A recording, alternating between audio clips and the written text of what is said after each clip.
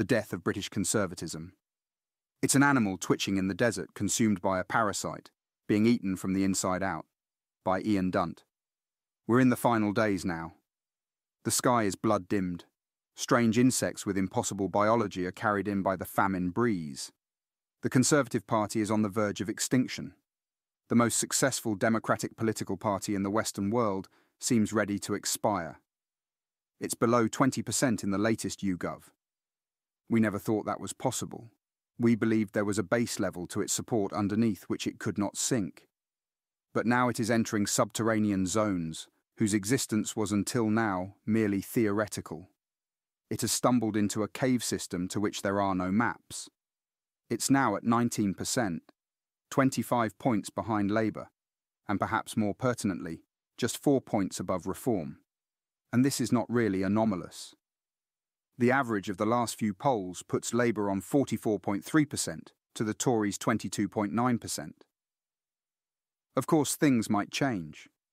We all dimly expect them to, out of a conviction, which has been repeatedly disproved in recent years, that extraordinary things do not happen. On the basis of the data that we have right now, and that we have had for some time, the Tories are facing annihilation. We're talking double-digit number of MPs, Labour gains so vast that they would have to fill up half of the other side of the chamber. Impossible outcomes that challenge the basic architectural assumptions of the building they operate in.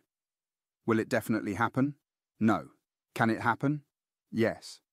Is it the current course of events? Also yes. Electoral death is merely the death of the body. It was preceded by the death of the Tory soul. One of the Lord's amendments to the Rwanda Bill this week illustrated it vividly. It simply sought to add the following words to the legislation, while maintaining full compliance with domestic and international law. That was it. A request that the government abide by the rule of law. In the past, such an amendment would not have been necessary. If it would have been ludicrous to propose it, and if it was proposed, it would have been readily accepted. Now, it must be proposed, and having been proposed, it must be vociferously rejected. Where is the Tory soul? Who was there on the government benches prepared to state that they still believe in the rule of law? Who was prepared to speak out loud the most foundational values upon which their movement exists? Only one MP, Robert Buckland. Where were the others? The great massed ranks of the One Nation caucus, who are so fond of briefing the press about their strength in the parliamentary party, voting with the government. Suddenly silent, cowed in submission as things collapse around them. The Tory party's soul did not wither with the polling.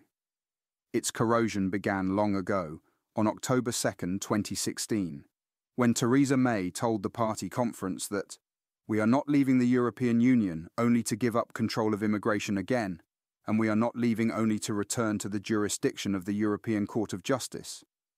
It was the unveiling of a hard Brexit policy, the first moment that the party had taken up a knowingly harmful economic posture in order to placate the siren voices opposed to Europe, immigration, and international law. Everything flows from that moment. It marked the start of a process in which the Conservatives stopped being a centre-right party and became a populist right party. What followed? The purge of the One Nation moderates, the unlawful prorogation of Parliament, the entrenchment of a conspiracist mindset in which their own failures were redefined as the fault of the establishment or the blob, the promotion of belligerent mascots like Lee Anderson or Nadine Dorries, the assault on independent scrutiny, including the Permanent Secretary at the Treasury, the Office of Budget Responsibility, and the Judiciary. Repeated efforts to break the law, and then a Rwanda Bill which allowed Parliament to dictate reality itself. Prime Ministers who lacked the conviction or the basic moral capacity to call racism by its name when they saw it.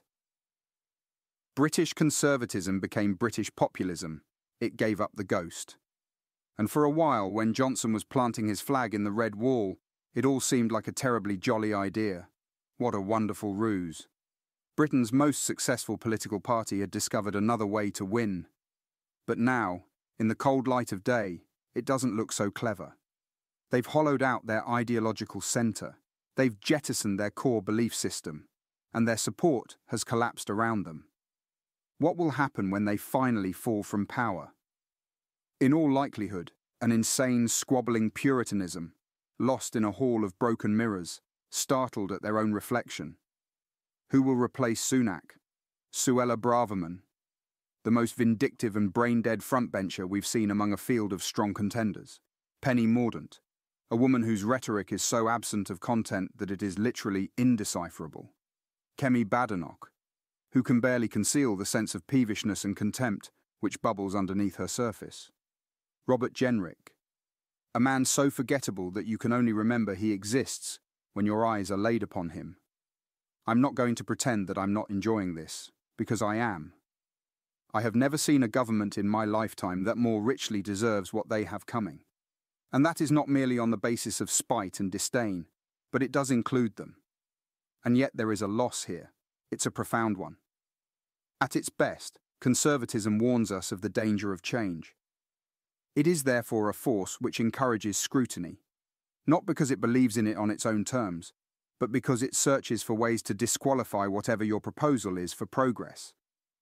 For political radicals, that is a constant source of frustration. But unless you plan carefully and pass law wisely, you can worsen the situation you want to ameliorate.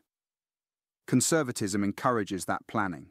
It provides the incentive for wisdom in others, even when it does not supply it itself.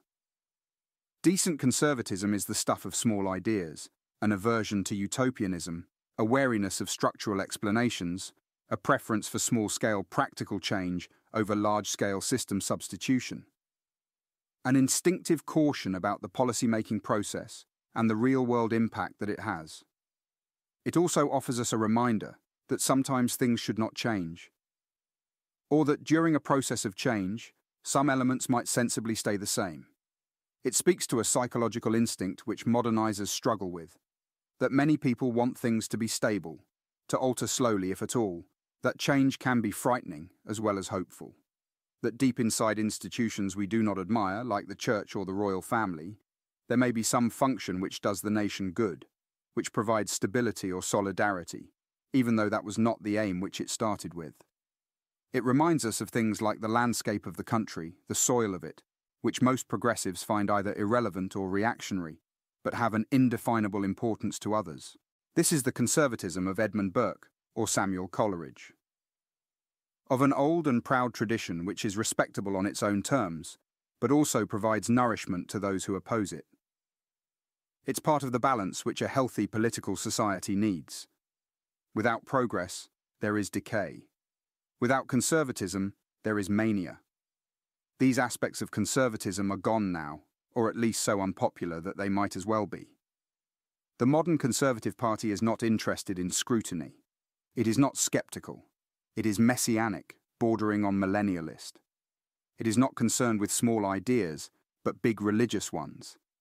Grand notions of forces undermining the people's will, which are more akin to totalitarian thought than those of liberal democracy. It does not admire stability, but constantly agitates for ever greater change. Its instinct is not to preserve, but to burn it down, to rampage rather than protect. A kind of Tory Trotskyism. The Reform Party is within touching distance of the Conservative Party now. It's quite possible that in the next few months, there'll be a poll in which they place higher, and then all hell will break loose. But this is really just the superficial demonstration of a much more seismic ideological change, which took place since Brexit. The replacement of traditional conservatism with populist conservatism. The name of the party is immaterial. The principles operating on the right are what matters. After the election, the Tories will be an afterthought.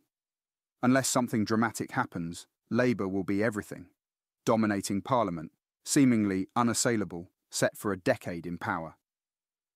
But one of the most important issues will be what happens to British conservatism. Are there enough true conservatives left to regain control of their movement? I am glad that Rory Stewart has a successful podcast, but I am incensed that Rory Stewart is a podcaster. That is not what this man should be doing in a sane country. He should be one of the leading figures of the right, operating in politics, not the media. His presence in this capacity is a sign that something has gone terribly wrong. Who will be the next Ken Clarke? The next Dominic Greaves? The next Norman St. John? Stevers? What space is there in the Conservative Party for someone of that heritage? We look at those Rwanda amendments, and we see nothing, barely a hint of a Tory soul, barely a trace element of a belief system that is prepared to fight for its core assumptions.